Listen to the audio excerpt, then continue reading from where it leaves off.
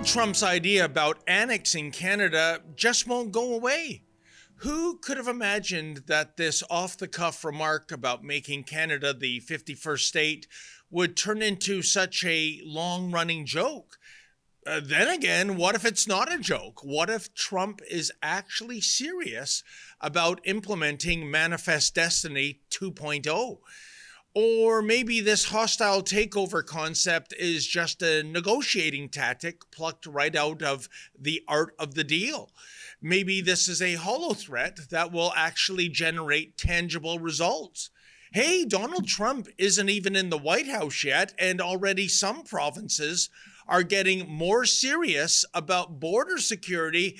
What does that tell you? Regardless, I'm going to use this space to make a plea to the president-elect, which is to say, Mr. Trump, if you are indeed serious about absorbing Canada into the Union, please reconsider.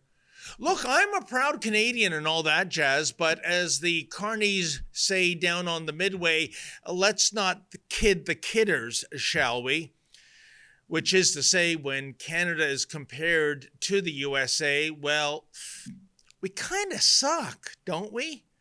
Now, without further ado, here are the reasons why I think, from an American perspective at least, Canada really isn't such a great prize. Number one, Canadian television.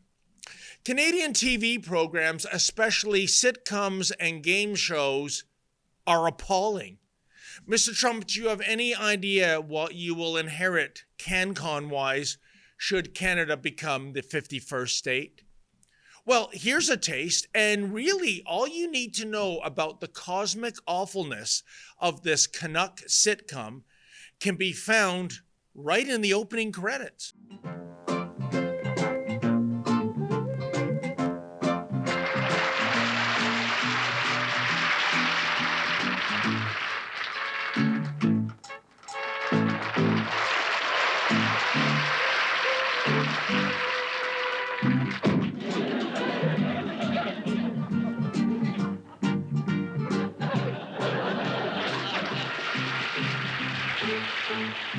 I don't get it. How does slamming a door on someone cause a package to get crushed? But to be fair, the debate still lingers. Is The Trouble with Tracy simply bad, or is it so bad that it's actually good? One thing that is definitely not up for debate, The Trouble with Tracy is definitely not funny. And that's kind of problematic, wouldn't you say, given that The Trouble with Tracy is presented as comedy.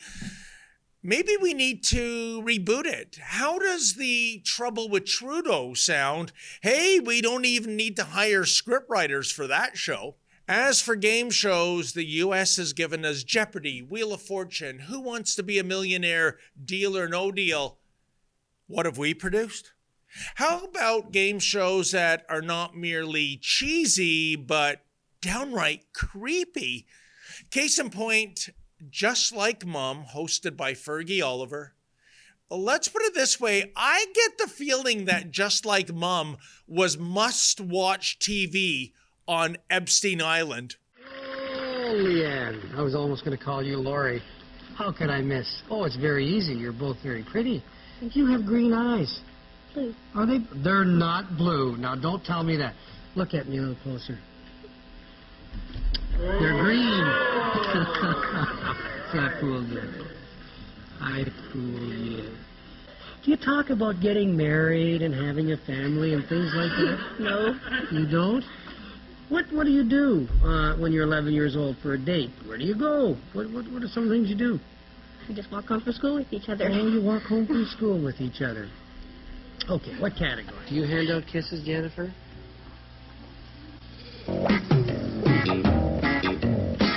You look like a young lady who likes to give lots of hugs and kisses out, do you? Eh?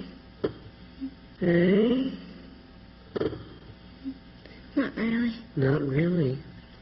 Not really. Can I have a hug and a kiss?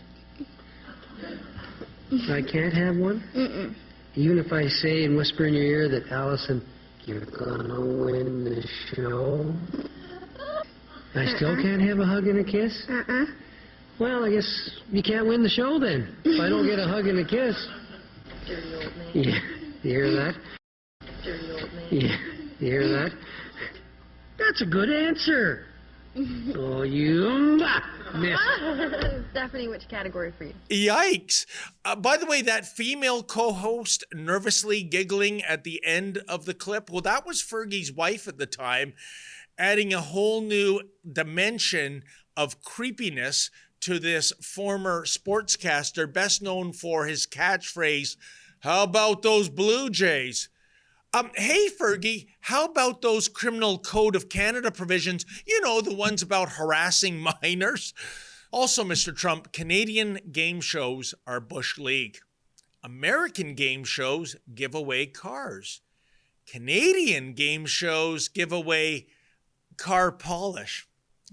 Number 2, sports. Mr. Trump, as the former owner of the New Jersey Generals of the now defunct United States Football League, trust me, you will not like Canadian football. Do you know that in the Canadian Football League, teams only get 3 downs, not 4? What a rip! And because we have this thing for rewarding failure in Canada, which kind of explains why we continue to fund the CBC to the tune of some $1.4 billion in taxpayer dollars every year, a CFL team can be awarded a single point for a missed field goal. No, seriously. There's also an extra player on a CFL team. 12 are on the field as opposed to 11. I think this has something to do with make work schemes. We're really good at make work projects here in Canada. Did I mention the CBC? There's a lot of other oddball stuff you won't like in our little league of our own. Like for the longest time, there were actually 2 teams in the CFL called the Rough Riders. I swear. Just imagine 23% of the teams in a 9-team league sported the same nickname. I guess we're not very creative up here. Oh, speaking of nicknames, one of the most iconic CFL teams of all time, the Edmonton Eskimos, well, they don't even exist anymore.